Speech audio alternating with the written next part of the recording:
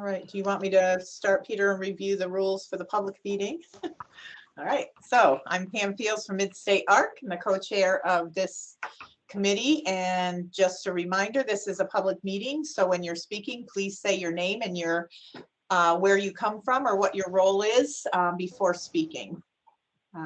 Thank you very much.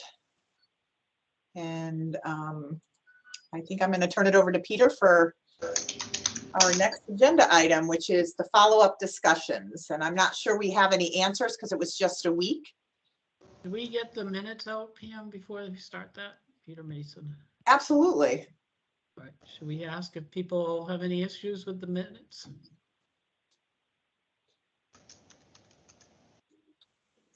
Anybody have any issues with the minutes? Did we? Oh, no, those, I think we're fine. No, I was fine. All right. So I think we're supposed to approve these. So anybody give a motion to approve the minutes? I approve. It's Lori. Okay. First and seconded. Okay. Everybody all in favor, say aye. Hi. All right. Minutes are approved. Okay. So I got to get the agenda up. Let me see. Hold on. I'm going to add that agenda item to the next agenda because we didn't have that on the approval and review of the minutes. So sorry about that. It's quite all right. All right. Do you have the, can you put the agenda up just so I know what I'm talking about? I can, oh, and I can share too. Maybe.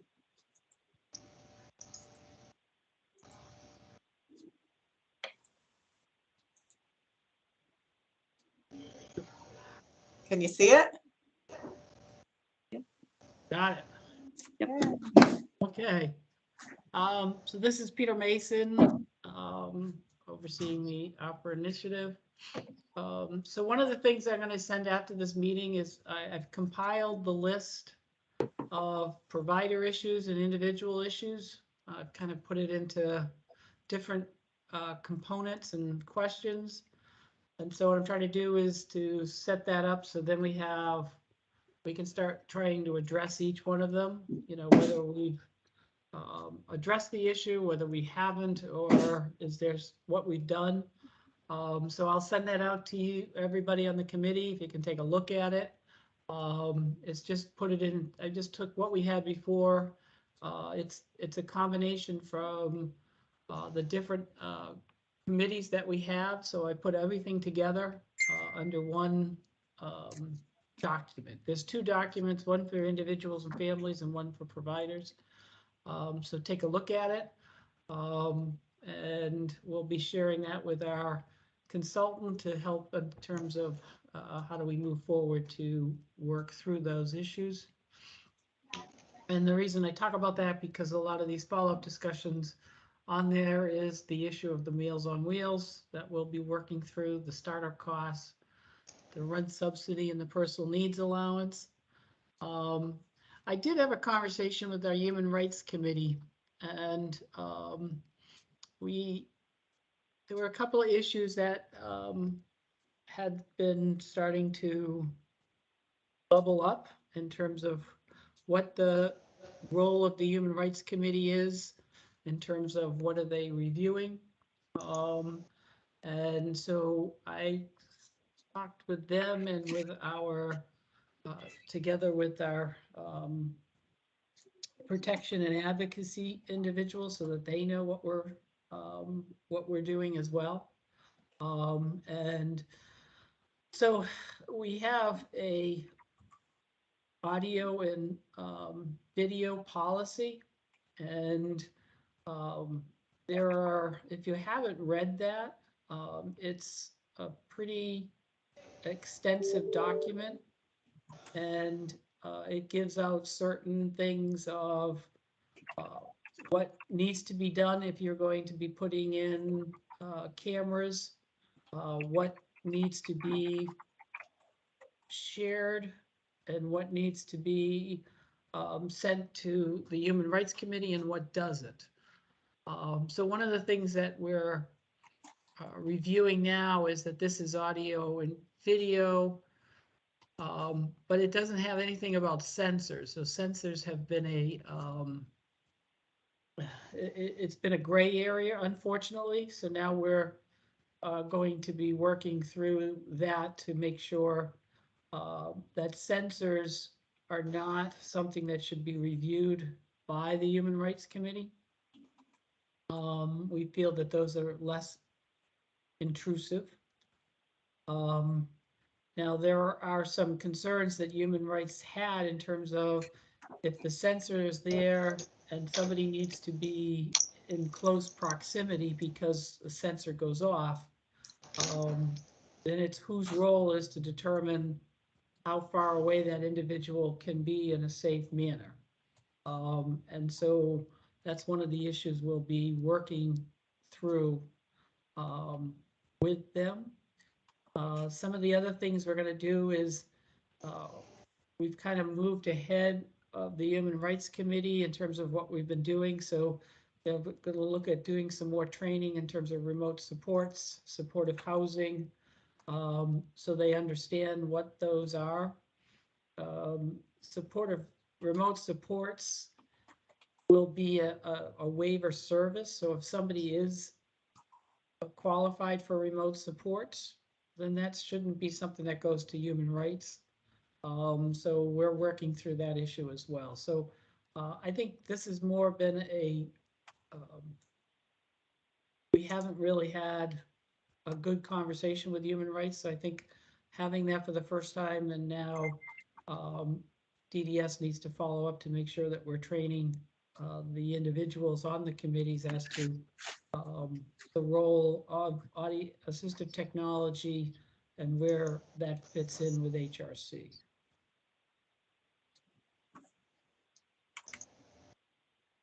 Peter, this is Mary Pat DeCarlo from Kennedy Collective. I had a question on what you just said.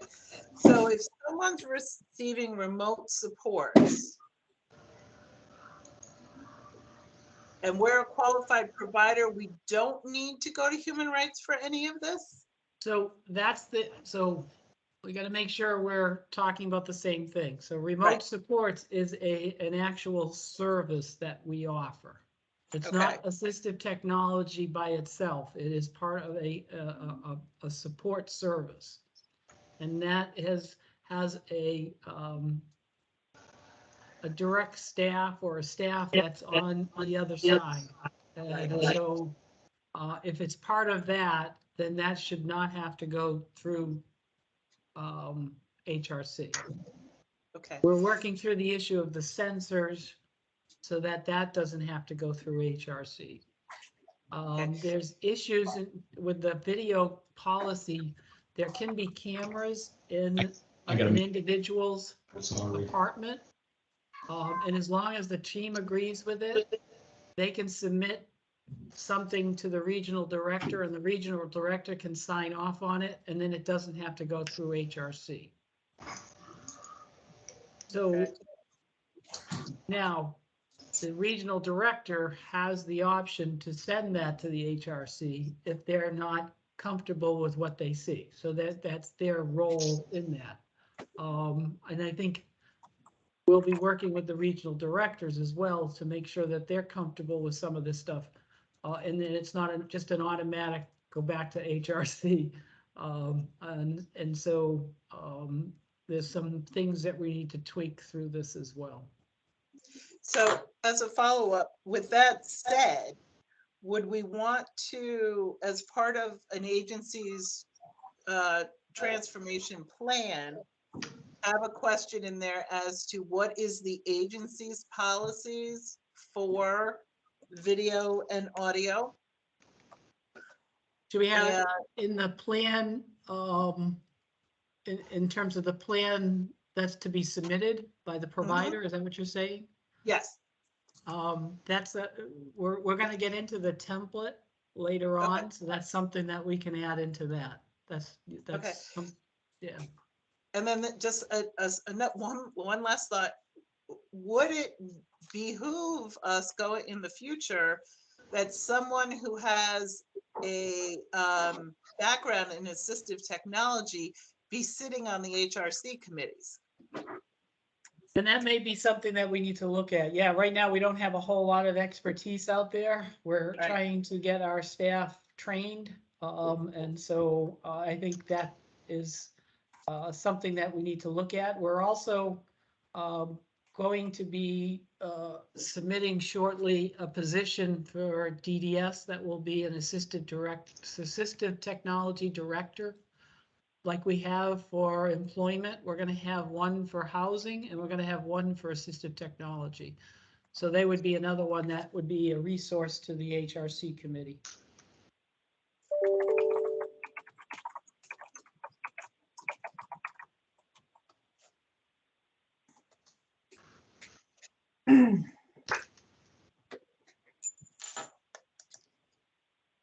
Anybody else have any other questions? And so, as I said, you'll see when I have a lot of these pieces are in there. And I may have answered some of them, but I didn't put the answers on there because I want to have it so that we can have a list and we can start checking off, this is what we're doing. Because I think it's important that we work through those issues. I also think it's important that it's a work in progress, that it's not the complete list, and as we get more things up there or things that we come across, we can add that and add that to how we're going to address them.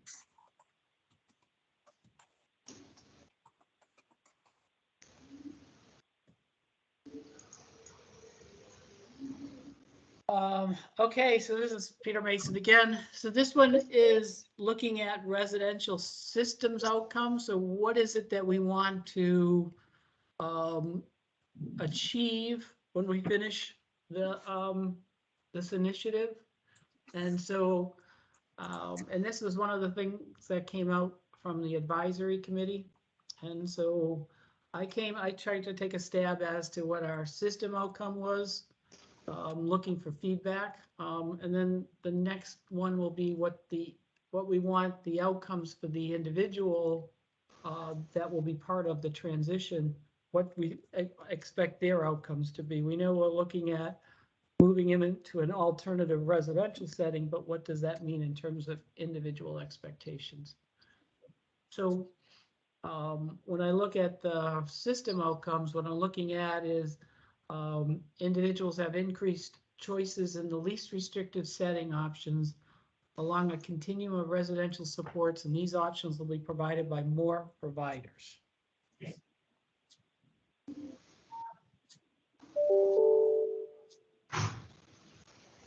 So are we going to do a, if that's going to be an outcome, are we going to do a benchmark for what we have now? At what point would that benchmark be done? Like right now or before 2023 or? Yeah, I think what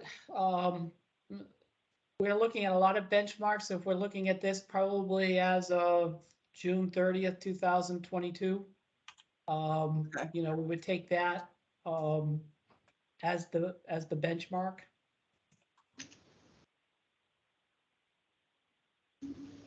And would we measure that through their CSAs of IT, AT, remote supports, that type of things, because the teams have approved it? I mean, how are we gonna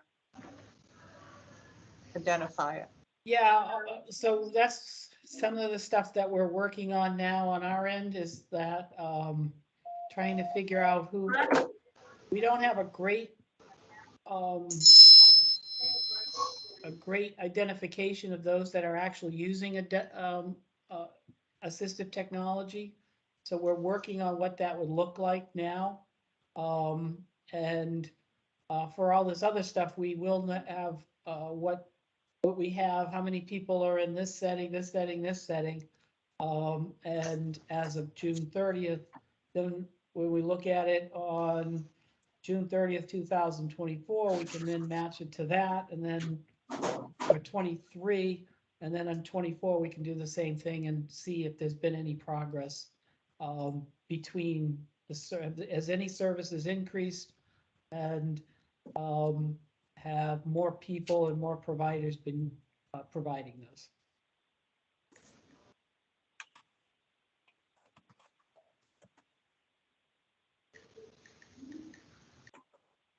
I mean, this will be like the broad thing, so it's just like being the macro, how many agencies do this, how many individuals do this? And, it can just be real simple and say, did it increase, did it not, did this make any difference? So.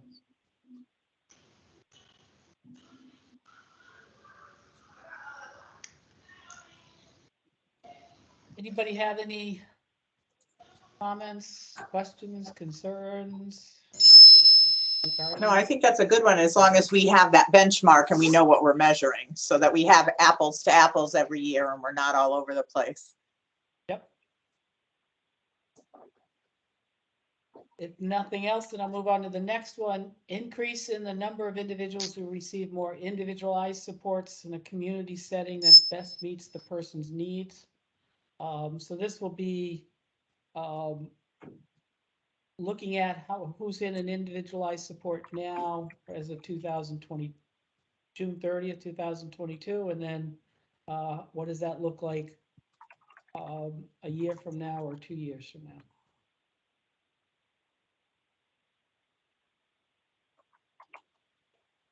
Now, how we measure best meets the person's needs, I'm not too sure.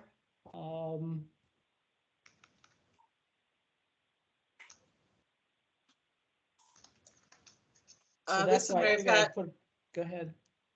Mary Pat from Kennedy Collective.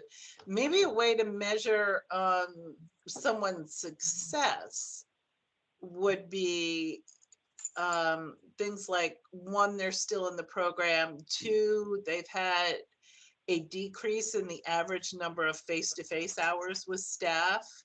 I mean, because that's information that could be tracked in WebRes Day. Let's see. So you're talking, that sounds like we could be looking at those individual outcomes for number 7. That could be a specific one for that. Okay. Looking at, less face-to-face hours for outcome, whatever we want to put for that. That sounds like one of the individualized ones. Okay. Yeah, it would be really nice. I mean, if we were using the Charting the Life course the right way, there's probably a way in there to gather that information of the needs, but it's not being, it's not holistic at this point. So it would be kind of hard to use that tool. But if we ever get to the point where we're using it, that's a place to, pull that information, I would think.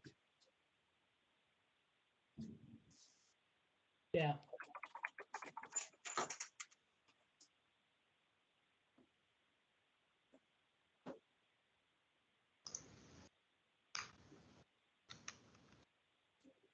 Anybody else have comments on that?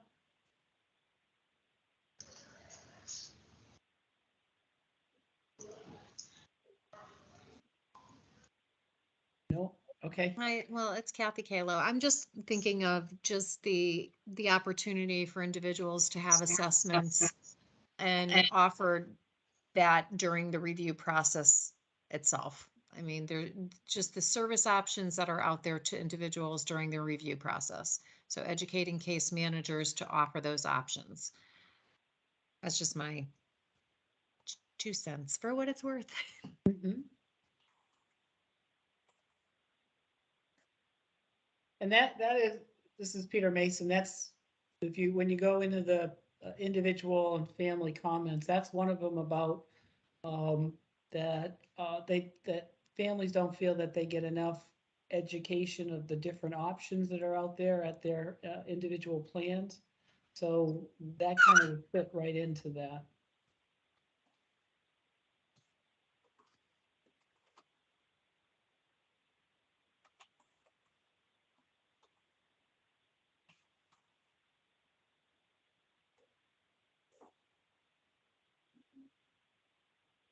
Anybody else? Okay, lastly, increase in the residential opportunities for individuals' significant medical and behavioral support needs in the least restrictive setting. And I keep using least restrictive setting because that's what we keep getting, we hear from the advisory committee that families will have a better idea of what we're talking about in terms of least restrictive settings. So that's kind of why I'm using that language. If anybody has a different language to use, I'm open to anything, so. So one of the things that we're gonna be looking at in terms of this is, we're gonna be doing the average lawn for each house as of June 30th. And then review what that looks like on June 30th for 2024 and 25 to see, did we increase the medical and support needs?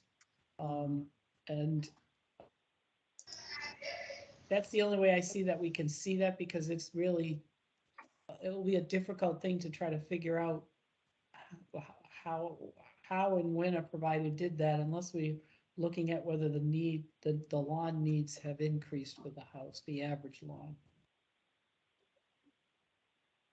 Once again, I'm open for suggestions too. This is Mary Pat from Kennedy Collective. I'd have to think on that whole lawn thing again, because there are times when someone's baseline could change and their lawn doesn't. Okay, so and for the positive. So here's an incident. We had an individual who first moved into the group home, and it was basically 2-to-1 for a period of time at a lawn level 7. We've now got him down to 1-to-1, and he continues to be a lawn level 7. So I don't know that the lawn score, the average lawn scores, are really going to give you that information that you're looking for. Well, and this is for agencies that are going to restructure their house. So if right now they have a house and they move people out, and those people out didn't need as much supports as other places, and they're going to restructure it for individuals who have more medical or behavioral needs, the assumption is that those people come in will have a higher lawn than the individuals who are moving out. And so that's kind of, now that's an assumption, but I don't know how else to measure that. Yeah, and I think that's where we may get some bad data, because another example, so if someone, you take an average lawn level 5, that person could have a little medical, a little behavioral, one or the other. But if their medical needs are increasing because they're aging, once again, their lawn score is not necessarily changing. Mhm. So, I think this has been always one of the concerns with the lawn for a lot of providers, is that when there are significant changes for people, the lawn doesn't always reflect it. Mhm. Yep. So that's where I would be a little leery that if we had to really lean on that data, it's not going to be as clean as we'd want it to be. But I realize we don't have a lot of options either. So. Right. Yep. But please think about it, because I'm willing to, to figure out some of this stuff. Right. I mean, we could go down to the specific questions in the lawn if we needed to, in terms of if it, what medical pieces did they have, what behavioral pieces did they have, and then see what that looks like a year from now. Yeah, this is Pam Fields from Midstate. I just wanted to throw in, I'm sorry, I was on mute. So I was talking and nobody heard me. But where Mary Pat was coming, I think it's important to note too, we've moved people out, 3 or 4 people that had high lawns and are successful in independent living or more independent living because of the types of issues they're having. So somebody could move in that's actually more medically fragile than the person we moved out, but they would have the same lawn. Yeah, So, yeah, Right. I also think too, the lawn does not always measure somebody's intellectual level. So somebody could be very high functioning intellectually, but needs total physical care, let's say. All right. They are probably going to be more apt to do well with adaptive equipment versus someone whose intellectual level is much lower, and they won't be able to learn how to use that equipment and be more self-sufficient. But the lawn is necessarily going to be looking at their medical needs and weighing that more so than their intellectual level. yeah, and I know that when we have a medical DSO rate and we look at specific questions in the lawn, Mhm. and so we could kind of model some of that stuff off of that as well. You know, what was the medical amount in a certain house? What was the behavioral amount in a certain house? And so you could get down to the specific questions, and maybe not the average lawn, but actually some of those specific questions, that their medical amount was this and their behavioral amount was that as of June 30th. Year from now, did those change? Because those would still, those should show up if they have increased their medical or behavioral support needs. Yeah. And again, I think also getting back to the level of staffing that's needed. Yeah. But this is right now is just saying, did we increase the opportunities for those Right. individuals? So, Yep.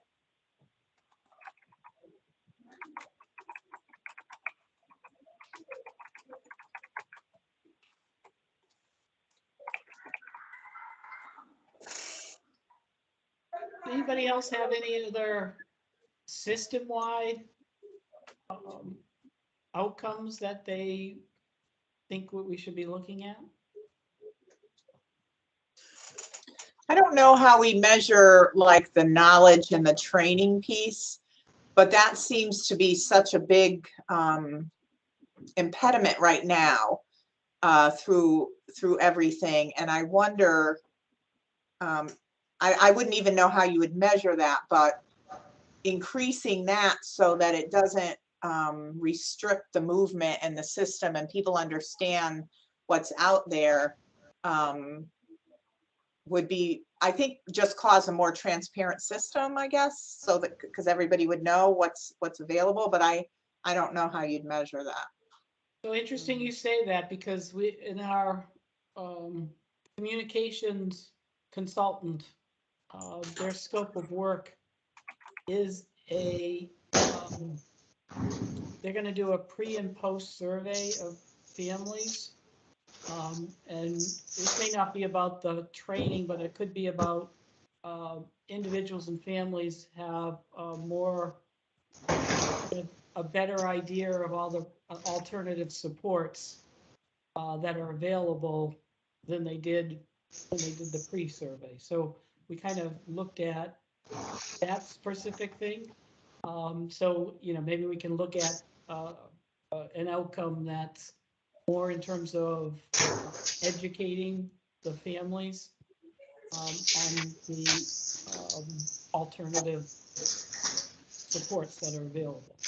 Right. Now, I wonder, could we do the same type of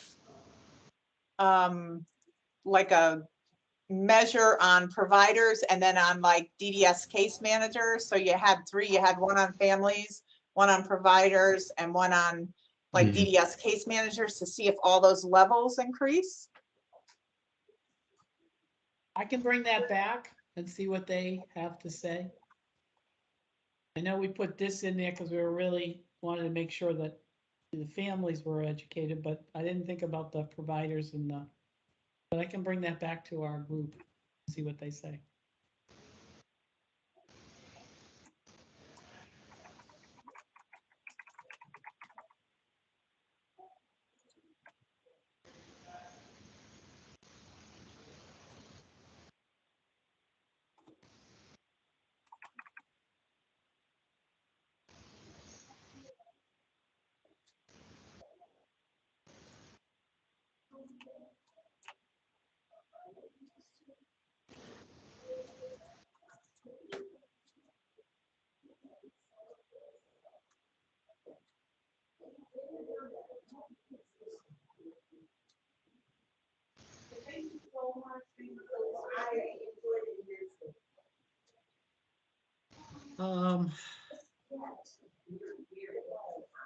So do we want to go on to trying to identify some of the expected outcomes for the individuals who will be part of the transition? And I kind of left that blank because I'd like to hear what people would like to see if an individual does do this. So this is Pam Fields from Midstate. One of the things I'd like to see is a measurement of their health indicators, because like we have people who've had intense behavioral issues, and when they moved into a more independent setting, those declined. We've also seen some health indicators incline for food intake. So now we're looking at different things to bring those down. But the health indicators are sort of attached to happiness and satisfaction for the guys. So it would be nice if we could figure out some of those to gather.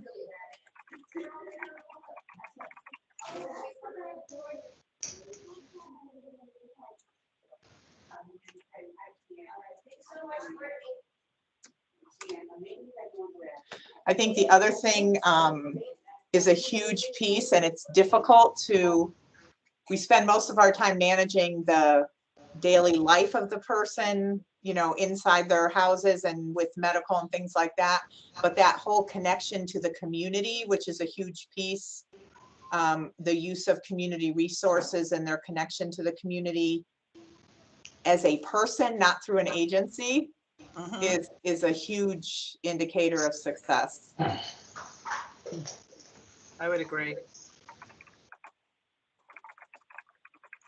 This is Peter from Mark Incorporated. What about just life satisfaction? Our people served can certainly report that they're happier. I would expect if they were in a program that they enjoyed more, or they felt that they had greater independence. So I think that should be a big part of it. Yeah, and I'm wondering if we can use the NCI survey for that.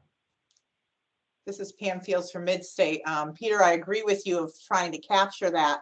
The problem we have with any of satisfaction surveys is their environment and the day really impacts their understanding of overall happiness. So if those questions are asked on a day that they're struggling or a day that they haven't had a positive experience, it's going to reflect the immediate, not overall. That's just how we've struggled even with employment and some of the indicators when they come in with the quality indicators, Peter, and they'll walk in the agency and they'll ask an individual to interview them how they're doing, and they just had a bad night where they have behaviors at home and maybe they implemented a restrictive part of their behavior program that they didn't like, so now they're all mad and it comes out, you know, I hate my job, I hate my house, I hate all of it.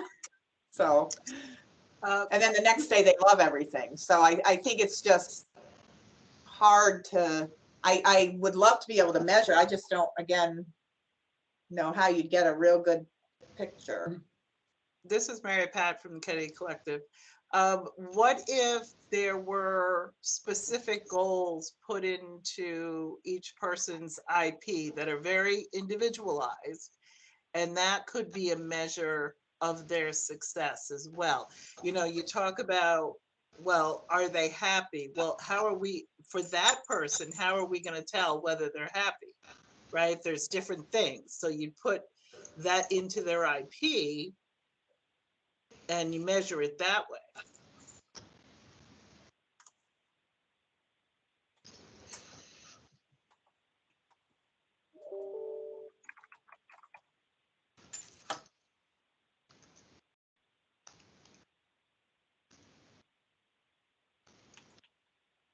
Yeah, the one thing that, because we don't have these electronic, trying to measure that in a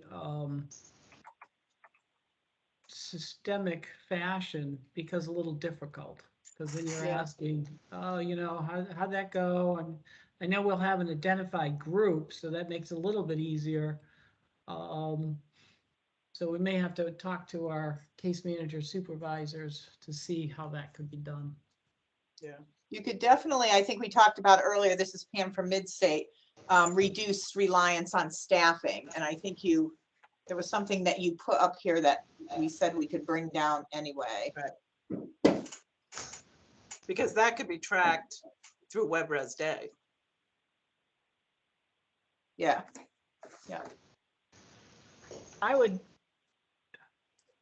Well, that's where you want to go. I think if I was a parent, that would scare me.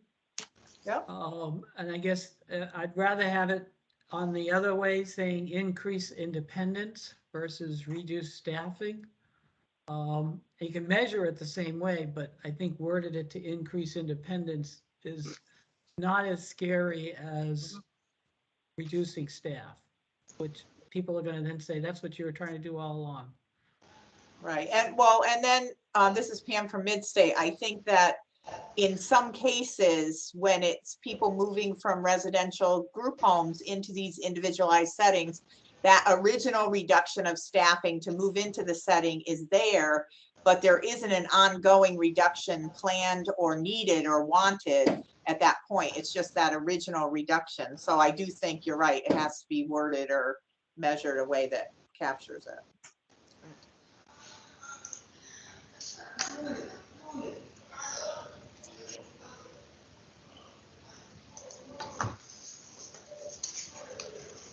Is there some way of maybe assessing people periodically?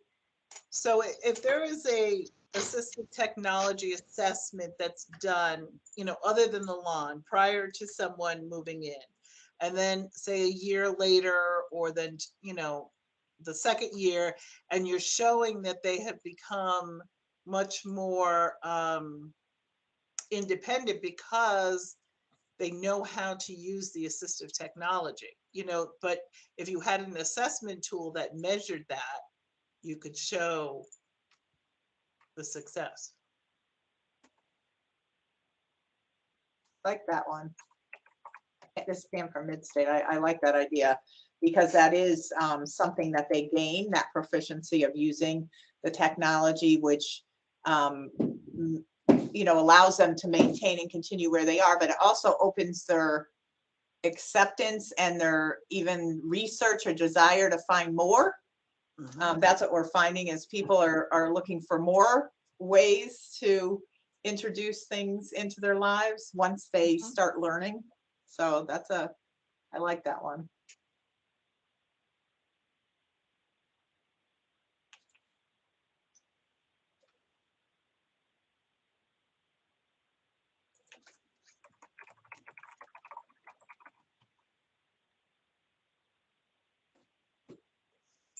It's Kathy Kalo. What are we looking for of like a one-on-one personal interview with an individual to assess periodically? Is that what we're looking at?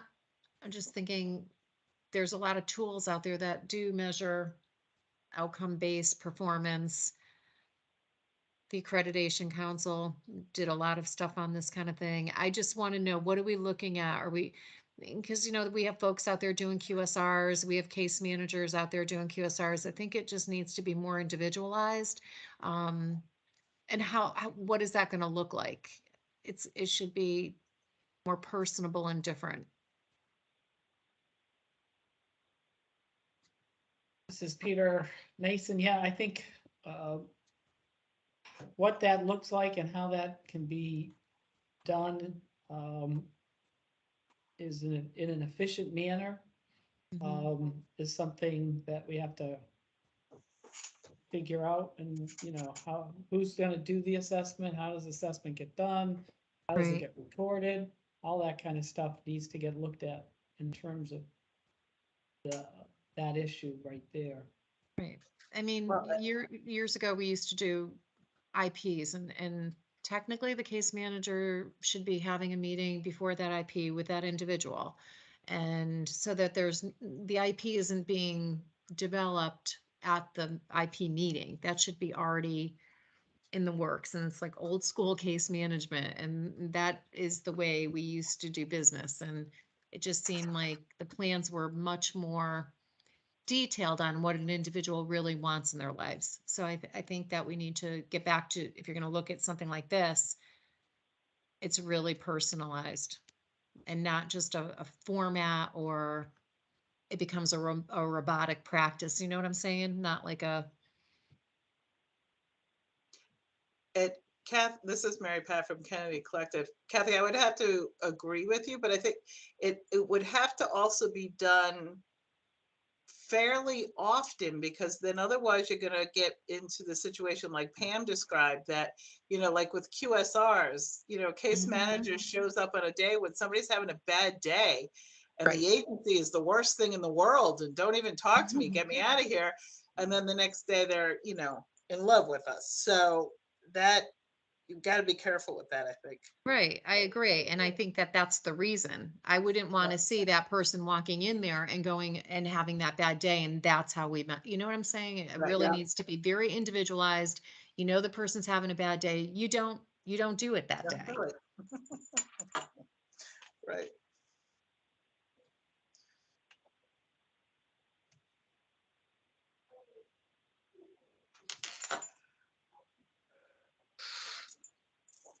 This is Peter Mason. Does anybody else have any other suggestions, comments?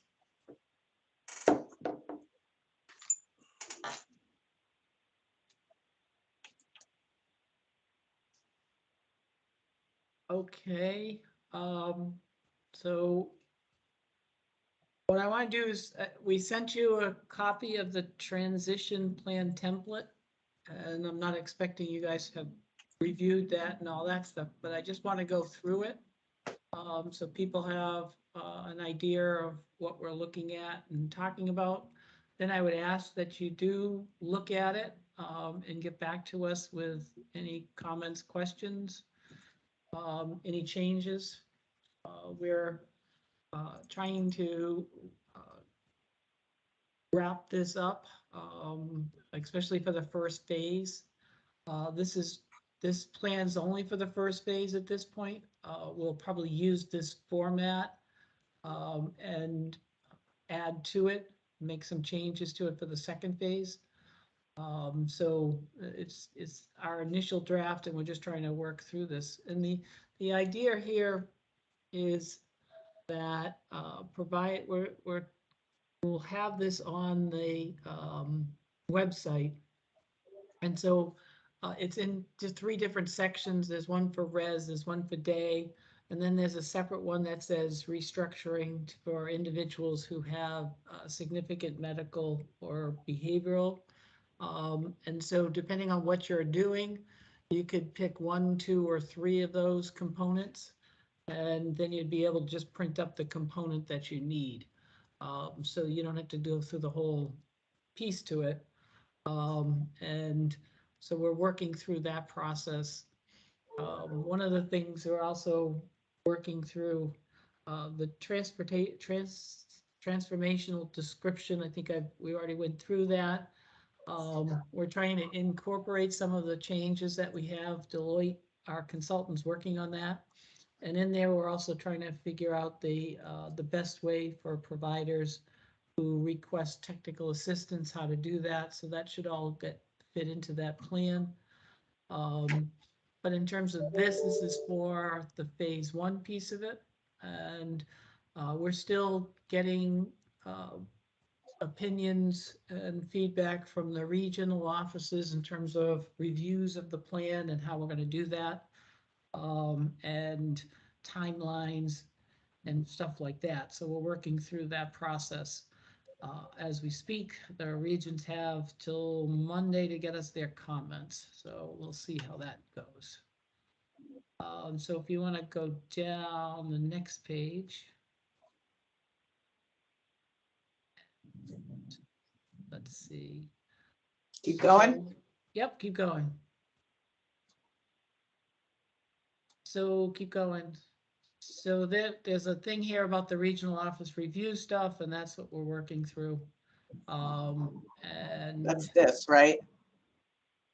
yes. Yes. Yep. We have one provider who submitted one already. Ahead of all this stuff, and that's going to be used as a blueprint for the regions. So we'll probably have all 3 regions involved in terms of reviewing it, to use it as a training, for training purposes, so that people know what needs to be looked at, how to look at it. And so we'll be doing that over the next week or 2. And that will help in terms of try to get some consistency in terms of this and what the regions need to look for.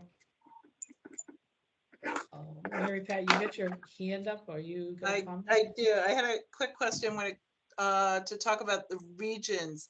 So what if your plan is going to cross regions? So let's say, for instance, you've got 3 people in a house in the South region, but we've got a cluster apartment project going in the West region. Yeah, so that's what we're working through. Okay. Everything's going to be submitted to the primary region. And then Yeah. the primary region then will distribute it to the regions that it affects. So if there's 1 or 2 regions that it affects, then it would be the 2 together that then would review the plan to see what that effect would have on each respective regions. Okay, so maybe just a little, a line in there where it talks about it going to the primary region, but that if it is going to cross regions, the primary region will take the lead or something to that effect. Let me just I'm gonna make my comments on there.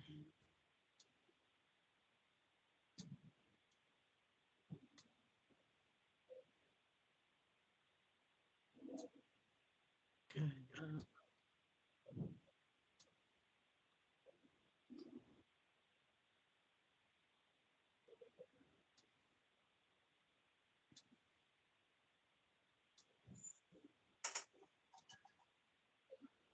Okay, great. Thank you. Okay, so down to the next one. Keep going. Right there. So right I'm gonna here. go through, I'll go through the residential, the other ones are pretty similar in what we're looking at. Obviously, res is slated towards Ray, but for res is slated for res and day is day, but the questions become pretty similar. So the first part of this is getting details in terms of what the provider currently does. So we know, what is their congregate setting that they have? What are the supports that they're looking at adding or enhancing? How their ability to do that.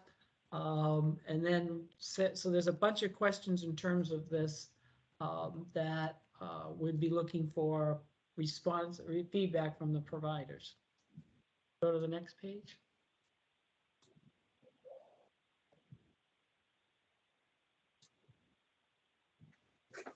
So go back up for a sec. Just trying to make sure I'm. So then they're looking at what the reporting piece would be. How do we make sure that the providers are on track, that the some benchmarks have been or outcomes have been made to make sure that we can get, we can pay the provider, issue authorization. So there's a lot of stuff in terms of how we have to do the reporting piece. And we don't know if it's monthly, quarterly, whether it starts off more and as time goes on, it loosens up. So those are the things that we'll be discussing to determine how to do that. And I think for different providers, it will be different. If you have a plan that's only 1 group home that's going to move people out and then close, that's a lot simpler than if it's moving from one place to another, and then that then's gonna have a domino over here, and then that's gonna have a domino to there. And so, I don't want to put something down that, too onerous for those that have a less complicated plan. So we're trying to figure out how to do that without overburdening the providers if we don't have to. Right. So then this is the plan itself, there'll be, and we're looking at that you would submit it to the resource administrator. And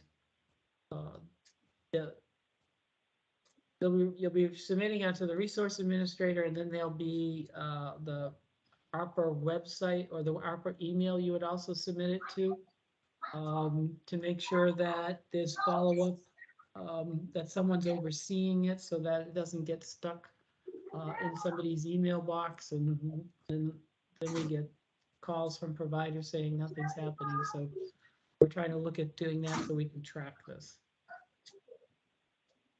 So there'll be the provider information. Pretty much everyone's used to that kind of stuff. Go on.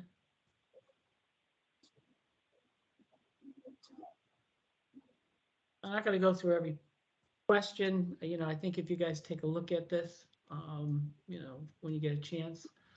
So if we look at the residential, so that gives you like the background of, what services are eligible. There's things that still need to be on here, like the transition house. We're looking at, we may not add that on this first one because we feel we have to do a little bit more, background information for it. That does not preclude a provider from putting it on. We're just not trying to advertise it because then we'll get tons of questions as to what a transition house is, how does that work? And if they don't know about it, then they should probably wait till the second phase to be looking at something like that. And it definitely will be included on the second phase. And that's going to be the same thing with shared living. And too bad Heather's not here because I know she wanted me to add that. It's not that it can't be done, but once again, there's still so many nuances with shared living that we want to make sure that when we describe what it is, we know exactly how to put that into words. It's a good option, but it's a very individualistic one, and so we just have to figure out how to be able to explain what that is. So then there's going to be describe this current setting, and then what people are going to transition to.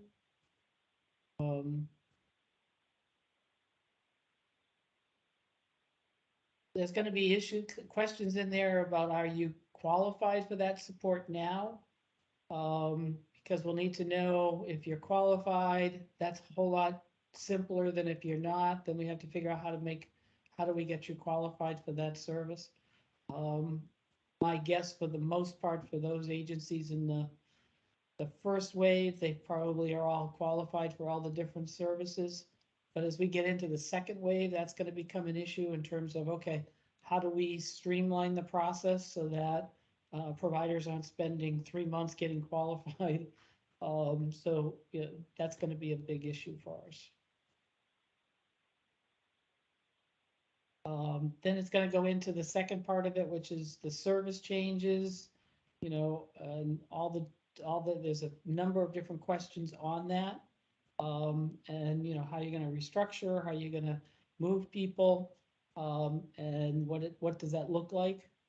So if I ask that you take, after this, you go through it and see if there's any questions that don't make sense, that do make sense. I think Deloitte did a very good job in terms of this. And it is pretty comprehensive. And the reason being is that, they had all these questions, and then if we were afraid if we went to a narrative, then we'd have a harder time for our staff to be able to review a plan consistently, trying to find out, well, where did it say it here? Where did it say it there? So we're trying to get it so that they'll know, what services are currently provided is section 2, number 1. They have that. It's just going to be easier for our staff to identify what's in the plan and whether it meets what we're looking for.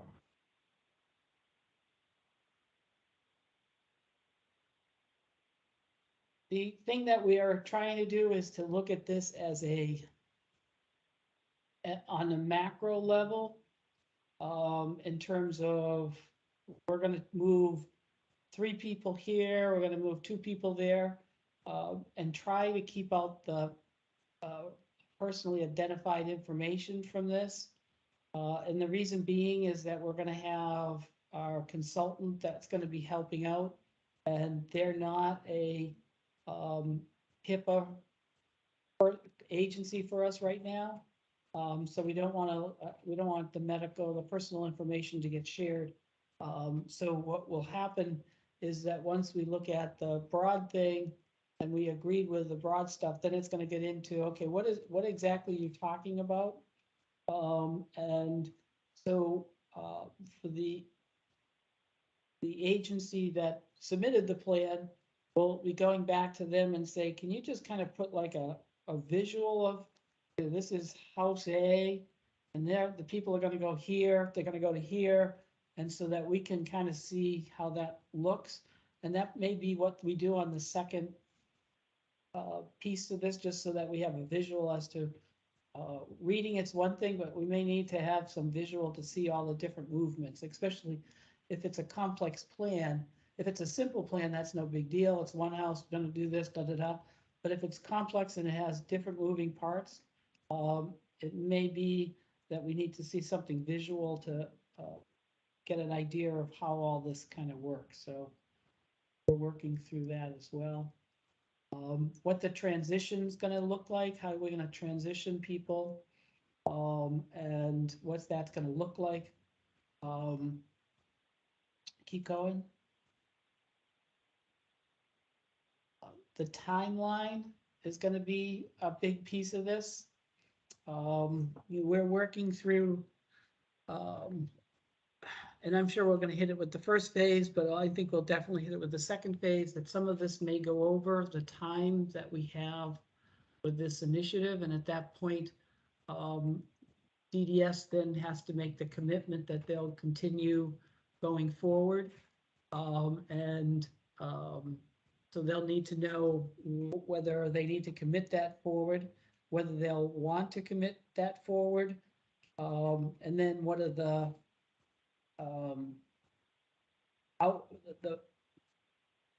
what are the benchmarks that will need to be made to keep that going. So if a provider says that they gonna move everybody out of one group home and they're gonna transition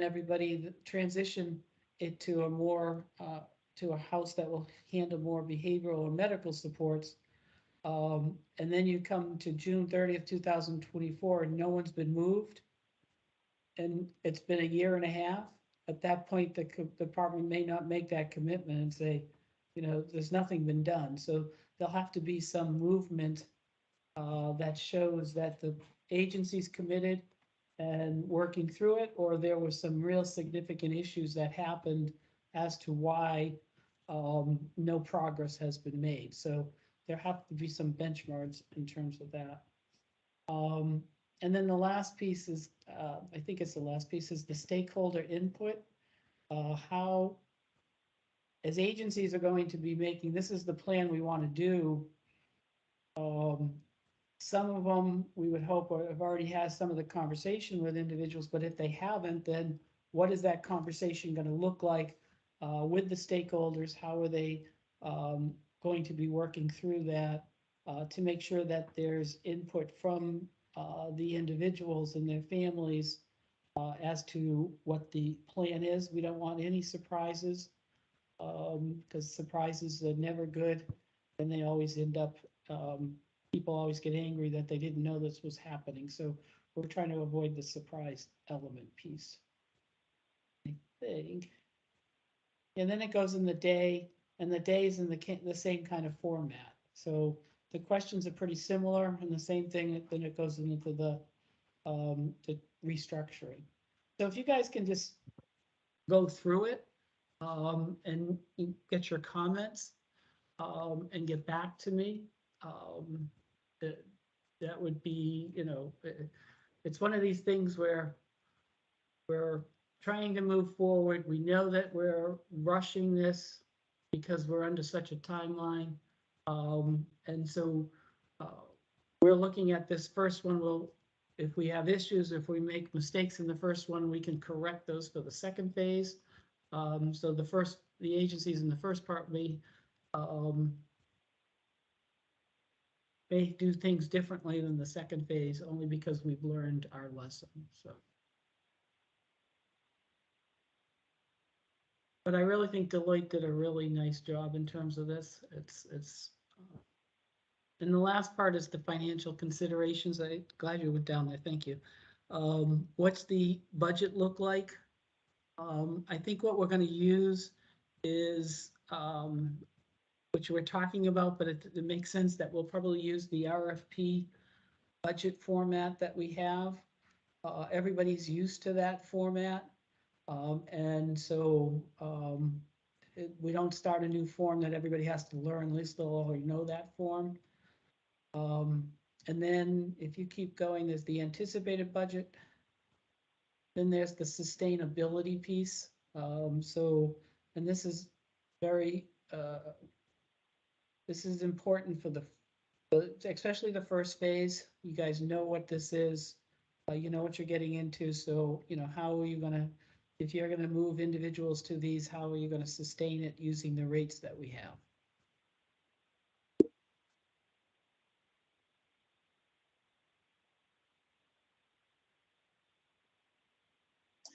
This is Mary Pat from Kennedy Collective. So question around the sustainability, or actually probably it might be more phase 2, but if every provider is going to be required to submit a plan in phase 2.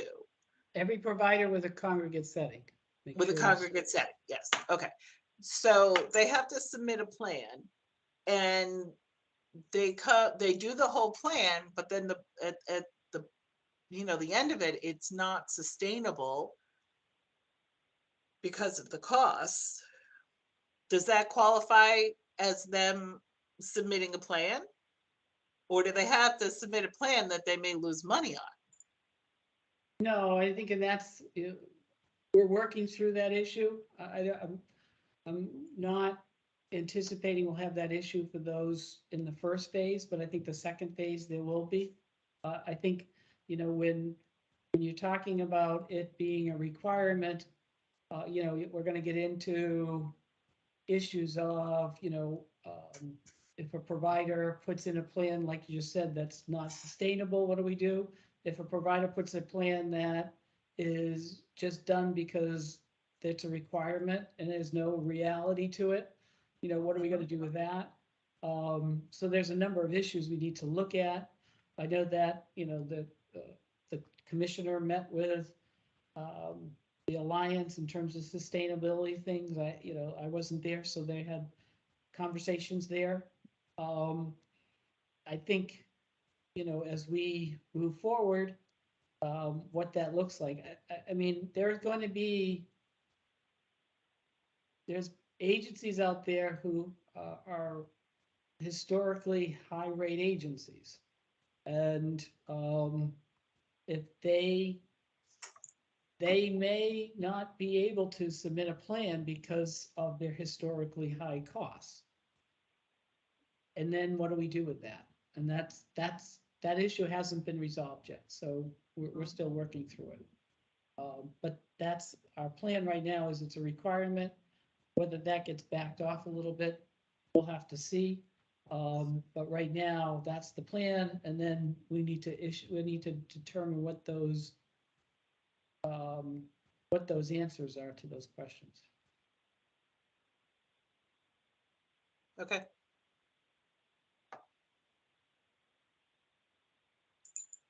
Does anybody else have any questions in terms of that?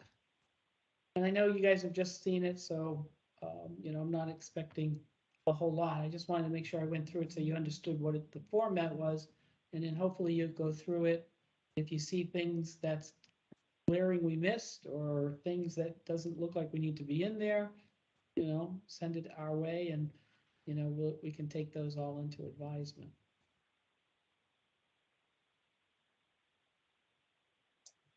And I heard you say the region's supposed to get back to you by Monday. Did you want us to try to get back to you by then as well, or? I would appreciate that, yes.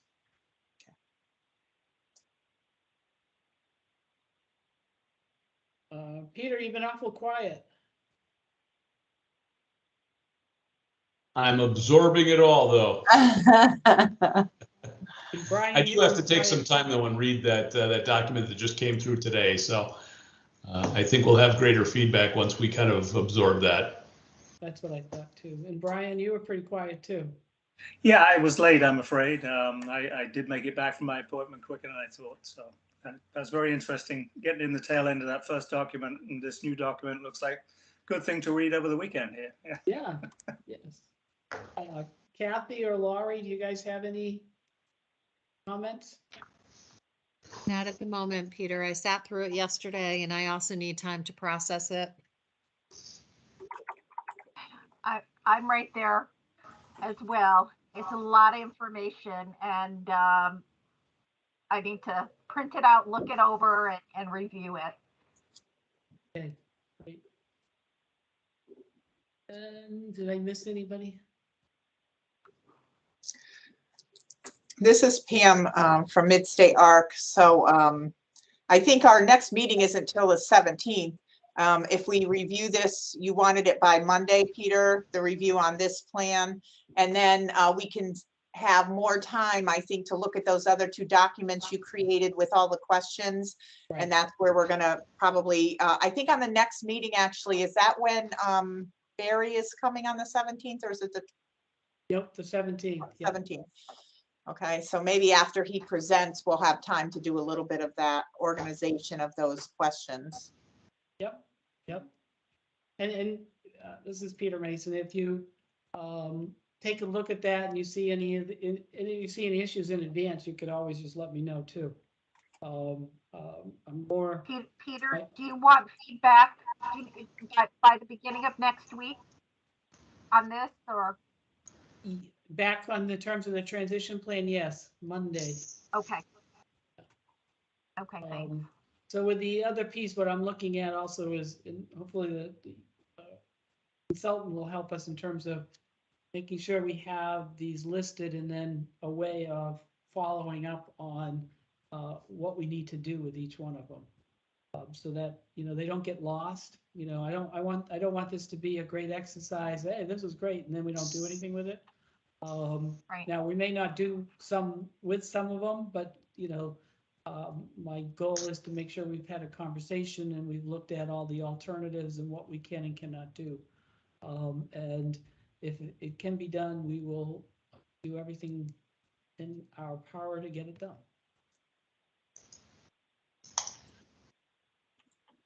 Okay, I'm tired of talking.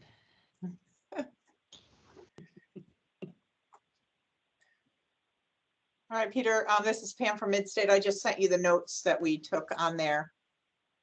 Great, thank you. Does anybody else have anything else they want to talk about? This is Peter Mason.